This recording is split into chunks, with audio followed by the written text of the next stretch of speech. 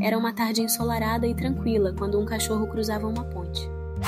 Carregava na boca um pedaço de carne quando avistou sua imagem na água. No reflexo viu um outro cão com um pedaço de carne aparentemente maior. Achando que o pedaço do outro era maior, imediatamente soltou seu pedaço ao tentar pegar o outro.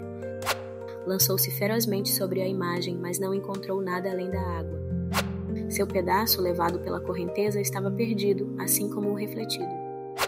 Ali sentado, o cachorro percebeu que o reflexo era apenas uma ilusão. A lição era clara: não deixe o certo pelo incerto, pois perderá ambos. Assim, a história do cachorro tornou-se uma lição valiosa para refletirmos sobre as escolhas que tomaremos em nosso caminho.